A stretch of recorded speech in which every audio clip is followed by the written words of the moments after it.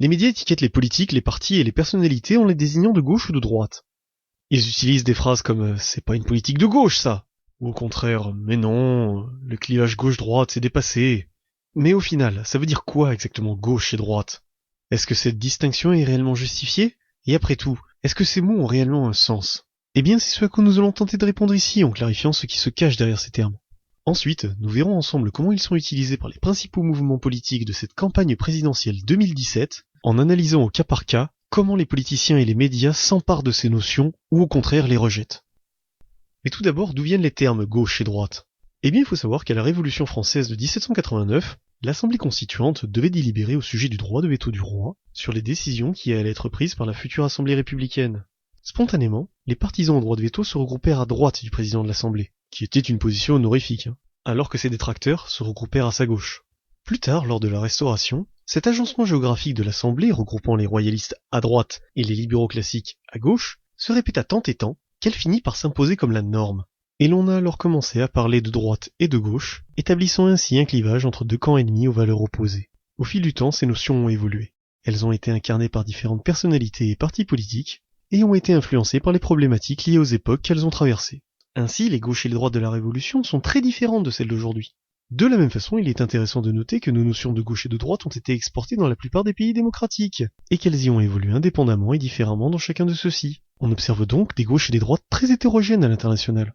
Alors autant de nos jours celles-ci ont un sens très proche des nôtres dans des pays européens, autant ces notions ont un sens difficilement transposable aux nôtres dans des pays plus éloignés, s'étant adaptés aux sociétés qui les emploient, comme aux États-Unis par exemple, qui est très décalé à droite par rapport à nous. Ou encore en Amérique latine, dont l'histoire mouvementée a donné naissance à une droite fragmentée pratiquant la nationalisation et des politiques de redistribution, marqueur habituel de la gauche, et une gauche fourre-tout faisant cohabiter nationalistes, communistes révolutionnaires, internationalistes démocrates, etc. Mais malgré le fait que ces notions soient floues et dépendantes des pays et de l'époque envisagée, on peut tout de même essayer d'en dégager des définitions grossières afin de pouvoir en discuter. Mais avant ça, je voudrais prendre une minute pour définir les termes social et sociétal que j'utilise tout au long de la présentation. On est là dans un cas typique de novlangue, où des termes très similaires ont plusieurs définitions contradictoires entre elles, ce qui fait que chacun comprend bien ce qu'il veut en les rencontrant. Alors j'ai choisi ici les définitions suivantes. J'appelle social tout ce qui concerne les relations personne-entreprise, comme dans les expressions acquis social ou dialogue social. Les 35 heures de travail par semaine sont par exemple pour moi une mesure sociale. Ensuite j'appelle sociétal tout ce qui concerne les relations de personne à personne dans la société mais hors entreprise, comme le droit à l'avortement par exemple, le mariage homosexuel. Cette deuxième notion englobe donc la question des mœurs, mais pas seulement car elle touche également à la légalisation du cannabis par exemple. Alors je me répète, ce ne sont pas les seules définitions de ces termes, mais je me tiendrai à celle-ci par souci de clarté. Alors ceci étant dit, revenons-en aux définitions de gauche et de droite. Pour ces définitions, je tiens à signaler que bien qu'elles aient été extrapolées à partir de plusieurs sources, elles n'en restent pas moins personnelles, partielles et partiales. Elles sont donc tout à fait discutables et n'engagent que moi. Donc pour moi, le terme de droite désigne les personnalités, les partis et les courants politiques conservateurs voire réactionnaires. Ils ont pour objectif de maintenir en place ou même de renforcer les cadres sociétaux, économiques et politiques existants, perçus par eux comme légitimes et naturels, dans le but de maintenir l'ordre, la stabilité et la sécurité qui sont propices à la prospérité. Le terme de gauche, quant à lui, désigne les personnalités, les partis et les courants politiques progressistes voire radicaux. Ils ont pour objectif de briser et reconstruire les cadres sociétaux, économiques et politiques en place, perçus comme oppressants voire aliénants par ceux-ci, dans le but de faire advenir un monde plus juste, plus libre et plus égalitaire, au prix d'un saut dans l'inconnu.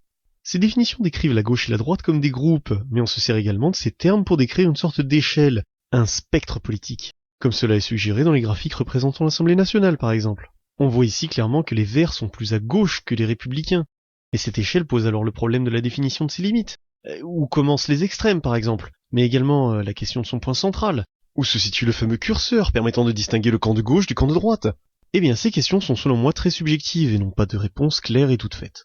En fait les différentes familles politiques s'approprient ou rejettent ces notions de gauche et de droite dans leur discours, soit pour profiter du prestige historique d'un de ces deux courants et de l'adhésion qui va avec, soit au contraire pour s'afficher en outsider transcendant le clivage gauche-droite et incarner le rejet des politiques qui ont été menées jusqu'alors. Mais dans tous les cas, le but des partis et des mouvements politiques est à chaque fois le même, ramener à eux le plus grand nombre d'électeurs possible, en imposant leur vision manichéenne du monde, les représentant comme la force principale de la modernité, du bon sens et du bien commun, face à l'archaïsme, la déraison et l'obscurantisme ambiant. Et c'est pour pouvoir profiter de l'effet fédérateur qu'apporte une opposition binaire, que ceux qui refusent le clivage gauche-droite en proposent généralement un autre qui les met en position de force, voire dans certains cas, qui laisse même entendre qu'il n'y a tout simplement pas d'alternative, sous-entendu raisonnable, à leur politique.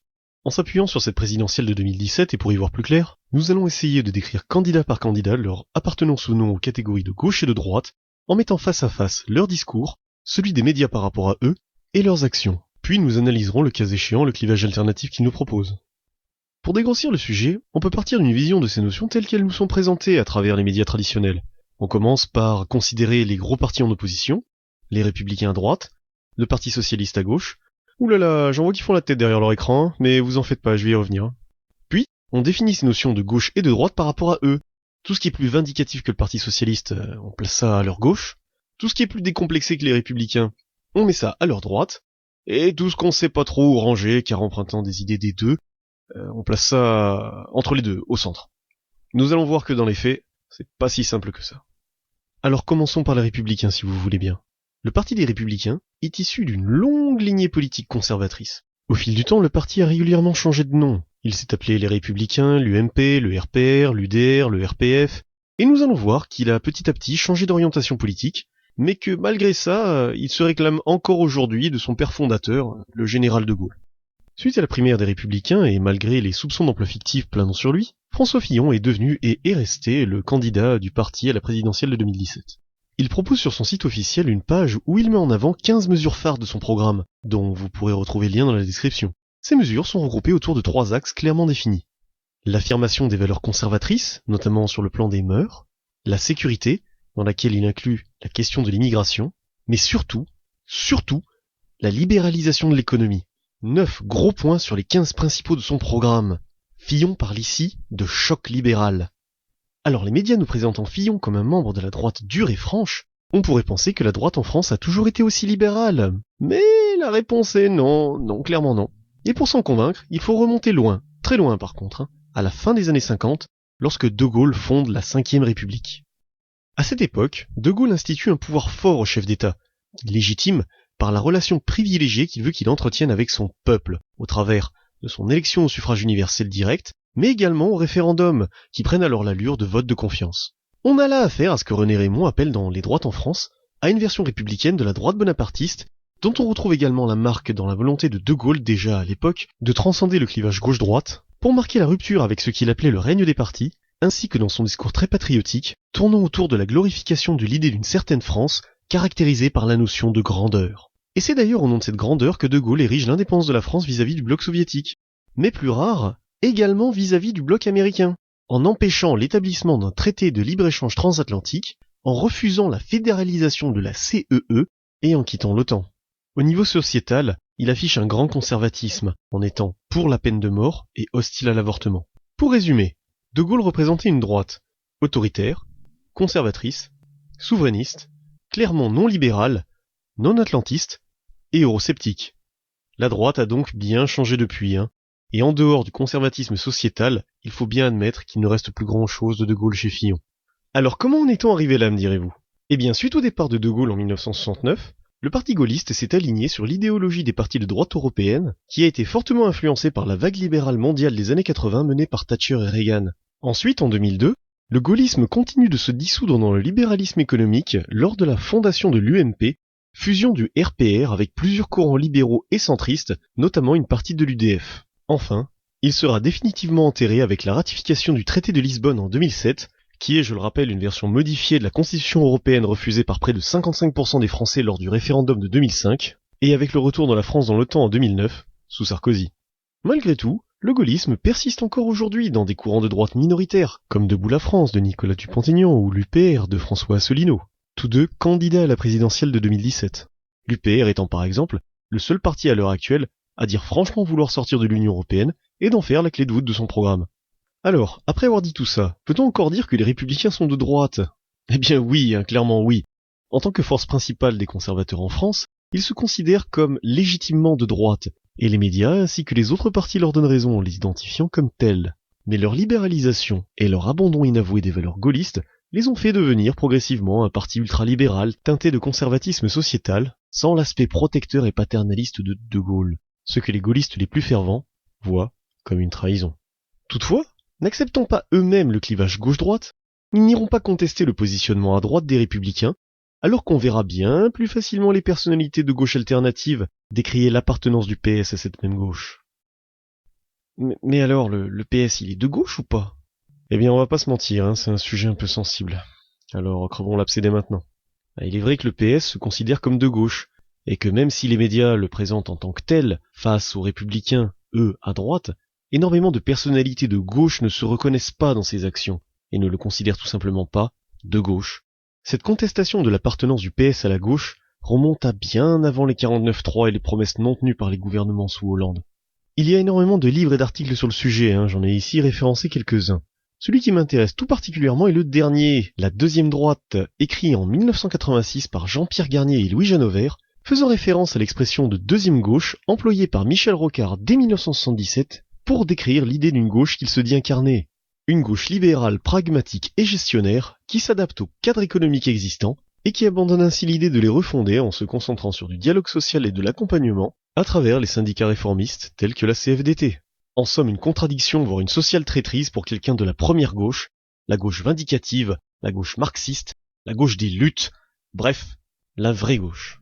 Beaucoup situent le changement de cap du PS vers cette deuxième gauche sous Mitterrand en 1983, à l'occasion de ce que l'on a appelé le tournant de la rigueur. Après avoir fait passer au début de son mandat, de 1981 à 1983, des mesures résolument de gauche comme la suppression de la peine de mort, la dépénalisation de l'homosexualité, la réduction du temps de travail à 39 heures, et l'abaissement de l'âge de la retraite à 60 ans, Mitterrand se lance dans une politique économique à rebours de tout ce qui se fait partout ailleurs, en nationalisant notamment plusieurs banques et en favorisant la demande, la consommation, au lieu de favoriser l'offre, les entreprises, ce que l'on appelle communément une politique de relance keynésienne. Mais les résultats de cette relance mettent du temps à arriver, à tel point que Mitterrand se retrouve face à un choix.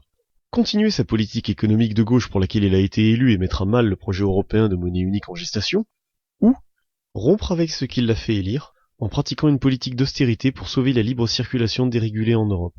Et il choisit l'austérité, et ouvre alors ce que Jospin a appelé à l'époque une parenthèse libérale que le PS n'a jamais refermée. Et on l'entend dire alors à la télévision que l'on n'avait pas le choix, qu'il n'y avait pas d'alternative à cette politique. Pour plus d'infos, je vous conseille de regarder le documentaire que François Ruffin a publié sur la chaîne YouTube du journal Fakir, Quand la gauche a basculé à droite, dont vous pourrez trouver le lien dans la description. De nos jours, le PS est plus que jamais divisé, et son unité toute relative tient davantage de la méthode Coué et d'un opportunisme pragmatique que d'un réel consensus idéologique. De plus, l'élection de Benoît Hamon à la primaire de la Belle Alliance Populaire n'a non seulement pas amélioré la situation, mais a rendu encore plus visible cette division interne. En effet, sur les 6 autres candidats à la primaire, seuls 2 lui ont donné leur soutien. Au sein du PS, on peut donc toujours vaguement distinguer 2 courants. L'un social-libéral, la gauche du réel comme ils aiment à s'appeler, dans lequel on trouve notamment Hollande et pas mal des membres de ses gouvernements successifs, comme Valls et dans une moindre mesure Peillon et ceux qui ont rejoint Macron, et l'autre minoritaire, social-démocrate, l'aile gauche du PS, représentée par Hamon bien sûr, mais également Montebourg, Filoche et d'autres, que les premiers appelaient volontiers les frondeurs avant la primaire. L'élection de Benoît Hamon a donc mis en évidence le fait que la majorité des sympathisants de gauche avaient étonnamment des opinions de gauche, et que le social-libéralisme, qui est actuellement la doctrine dominante auprès des élus socialistes, n'était pas celle que préféraient les électeurs de la primaire. Pour Hamon, la présidentielle sera donc autant l'occasion d'accéder au pouvoir que de légitimer un changement de cap idéologique du parti. Il est intéressant de noter qu'Europe Écologie Les Verts est lui aussi régulièrement tiraillé par des tensions d'ordre idéologique, certains de ses membres considérant que l'écologie devrait remettre en question le mode de production capitaliste et l'ordre social, alors que d'autres pensent au contraire qu'elle devrait être apolitique, voire carrément libérale, afin de toucher un maximum d'individus au-delà des clivages. Ainsi, bien que le candidat officiel du parti, Yannick Jadot, soutienne Benoît Hamon en accord avec sa base militante, certains membres du parti se sont engagés auprès de Mélenchon et quelques renégats surmédiatisés auprès de Macron. Malgré ces mutations récentes, et même si le PS a aujourd'hui l'occasion de gauchir son offre politique, plusieurs de ses membres ont au fil du temps renoncé à changer le parti de l'intérieur et l'ont quitté pour créer leur propre formation. Mélenchon est un de ceux-là. Il a fondé son propre parti, s'est allié au PCF et à plusieurs partis divers gauches au sein du mouvement de la France Insoumise pour le porter à l'élection présidentielle de 2017. Le programme de ce mouvement, qu'il élabore de manière collaborative avec sa base militante depuis plus d'1 an, rejoint sur beaucoup de points celui que le PS est en train de constituer. En effet, Hamon et Mélenchon proposent tous deux des mesures écologistes, progressistes sur le plan social et sociétal, et ont pour volonté de rendre les institutions françaises plus démocratiques, soit en les réformant côté PS, soit en les refondant au travers d'une constituante côté France Insoumise. Leurs principales différences tiennent surtout dans leur rapport à l'Union européenne, aux États-Unis et à leur conception du travail. En effet, Hamon est atlantiste et europhile, là où Mélenchon veut quitter l'OTAN et renégocier les traités européens en menaçant l'UE d'un Frexit. De la même façon, Hamon veut mettre en place un revenu universel, alors que Mélenchon préférerait un modèle de société proposant un salaire à vie comme celui développé par Bernard Friot et Réseau Salariat, même si, il faut bien l'avouer, il ne promet que peu de mesures allant dans ce sens. Ensuite, on a à l'extrême gauche de l'échiquier politique deux partis trotskistes qui proposent de révolutionner complètement le mode de production.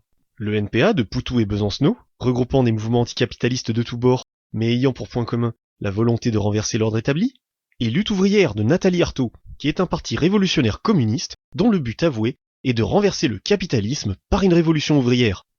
Pour terminer, revenons à l'autre extrémité de la gauche avec le mouvement En Marche d'Emmanuel Macron. Alors, En Marche est un peu à la deuxième gauche ce que le mouvement des Insoumis est à la gauche classique. Comme Mélenchon, Emmanuel Macron s'est détaché du PS pour créer son propre mouvement. C'est un mouvement à la fois très libéral, ouvert sur le plan sociétal, plus même qu'un Valls par exemple, et plus réformiste que le PS. Il compte notamment transformer notre système social par répartition basé sur des cotisations, qu'il considère comme obsolète à cause des mutations du marché de l'emploi, par un système basé sur des taxes en étendant la CSG. Il a également pour particularité de mettre en avant sa modernité en axant son discours autour de thèmes comme l'innovation, les nouvelles technologies et l'entrepreneuriat. Alors, bien que les médias continuent à le considérer comme de gauche, Macron nous dit qu'il n'est ni de gauche ni de droite, et que ce clivage est révolu car les deux camps proposent désormais la même chose, du libéralisme. Il nous dit qu'il faut désormais raisonner en termes de progressistes et conservateurs, lui se positionnant dans le camp des progressistes. Pour Macron, le progrès derrière ce terme de progressiste comprend à la fois le progrès sociétal et l'innovation technique, ce qui correspond parfaitement à des caractéristiques propres à son mouvement que l'on ne trouve pas de façon aussi prégnante ailleurs. Ainsi, il peut donc se qualifier lui-même de moderne, dire et faire dire qu'il a compris les enjeux de l'époque dans laquelle nous vivons, et laisser entendre que les autres candidats font partie du passé. Bref, que son élection serait une véritable rupture par rapport à ses prédécesseurs, voire même une véritable révolution, quand bien même il reste dans la continuité de ce qui a été fait jusqu'alors. Dans le même temps, avec ce nouveau clivage, on se retrouve à ne penser la politique plus qu'en termes de lutte sociétale, ce qui fait disparaître toute idée de progrès social, et fait le jeu de tous ceux qui ont intérêt à ce qu'il n'y en ait pas.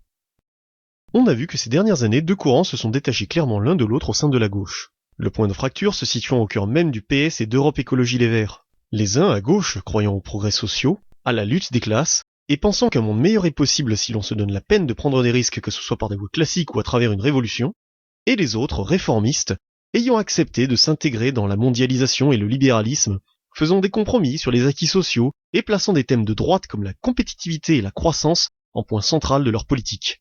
Cette deuxième gauche pose question pour deux raisons. Comme je l'ai dit plus tôt, les notions de gauche et de droite étant élastiques et s'adaptant aux sociétés qui les emploient, je pense que l'on est à l'heure actuelle dans une période de transition qui verra disparaître à terme l'une ou l'autre de ces gauches, en acceptant par exemple que des personnalités comme Valls, Hollande et Macron ne sont pas de gauche.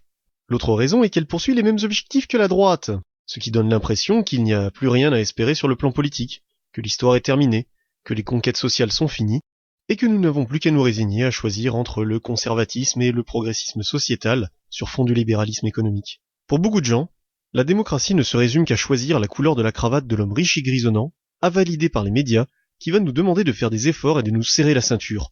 Et c'est probablement ce qui entraîne un sentiment d'abandon et de rejet de la politique chez certaines personnes, les poussant à voter Front National.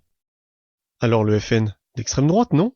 Eh bien, à l'époque de Le Pen père, oui, clairement. Le parti assumait un libéralisme économique et une xénophobie, voire un antisémitisme criant. Mais depuis 2012, les choses sont devenues bien plus floues. La nouvelle administration du parti, dirigée par Le Pen fille, a transformé celui-ci pour le rendre plus fréquentable, son aspect antisémite ayant par exemple quasiment disparu. Au même moment, le parti a changé de stratégie sur le plan économique et social, s'emparant de thèmes abandonnés par le PS et s'adressant aux victimes de l'ultralibéralisme et de l'Europe, ce qu'ils appellent la France des petits. Le FN propose alors des mesures en faveur des petites retraites, des bas salaires et du retour des services publics, sous couvert de préférence nationale, et adopte un discours europhobe proposant la sortie de la zone euro, mais en restant toutefois très ambigu sur le sujet. Dans tous les cas, même si le parti a mis de l'eau dans son vin, il reste réactionnaire sur le plan des mœurs, affiche un anti-islamisme farouche et érige l'immigration comme question centrale de ses préoccupations. Aussi, quand il s'agit de se positionner sur l'axe gauche-droite, les cadres du FN disent qu'il n'est ni de gauche ni de droite, et qu'il faudrait penser la politique selon un nouveau clivage, entre souverainistes et mondialistes. Ainsi, ils se présentent comme l'alternative à ce qu'ils appellent l'UMPS ou l'ERPES, l'image monstrueuse que l'on se fait de la politique qui semble identique à droite comme à gauche, et qui passe justement son temps à essayer de nous convaincre qu'il n'y a pas d'alternative. En s'appuyant là-dessus, ils se représentent comme la force principale de la reconquête du pouvoir national, mais en occultant le débat sur les questions de société et sur les mœurs, qui, comme dans le cas de En Marche, restreint notre champ des possibles. Pour conclure, la partition gauche-droite est donc historique, imparfaite, grossière et floue, mais ces notions mutant indépendamment dans chacun des pays démocratiques en s'adaptant au contexte et aux évolutions des sociétés qui les emploient, elles sont par définition toujours d'actualité et ne représentent pas un si mauvais indicateur que ça de la classification politique si on les prend pour ce qu'elles sont, c'est-à-dire une première approximation extrêmement grossière, un peu à la façon qu'ont les termes clairs et sombres, de décrire une couleur qui est en réalité infiniment plus complexe. Toutefois, il faut rester vigilant face à ceux qui se déclarent comme appartenant à l'un, à l'autre ou à aucun de ces bords. Car en s'étiquetant eux-mêmes, ou en essayant d'imposer un nouveau clivage, ils sont peut-être en train de nous embobiner avec un discours visant à restreindre notre vision du monde et notre champ des possibles, pour nous faire croire qu'il n'y a pas d'alternative à leur politique, ou pire, qu'ils sont notre seul espoir. On a vu également qu'au fil du temps, les principaux partis ont convergé l'un et l'autre vers le libéralisme et l'apolitisme, se vidant peu à peu des visions, des attentes et des espoirs qu'inspiraient la droite gaulliste et la gauche marxiste.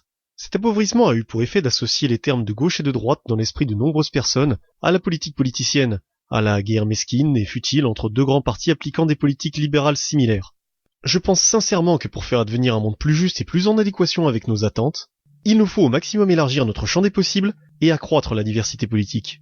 Cela passera par notre réappropriation des termes de gauche et de droite, et par la prise de conscience que la droite ce n'est pas que les républicains, que la gauche ce n'est pas que le PS, et que la politique en général, ce n'est pas que des partis et des élections. Ne laissons plus les politiciens de carrière et les médias seuls décider à notre place des sujets qui doivent être débattus et de la forme que peut prendre la société de demain. Ensemble, emparons-nous aujourd'hui des notions de gauche et de droite, et devenons demain acteurs de notre propre destin.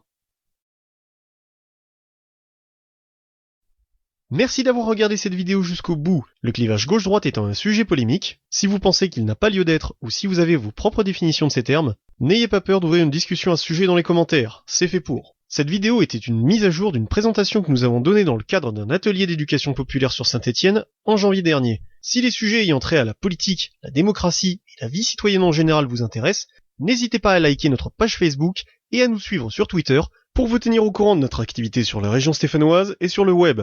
Et bien sûr, si vous avez aimé la vidéo, lâchez un pouce bleu, abonnez-vous et partagez-la. C'est le meilleur moyen de nous encourager et de nous faire connaître. Sur ce, je vous laisse étayer vos opinions et vous dis à la prochaine dans une autre vidéo ou lors d'un atelier.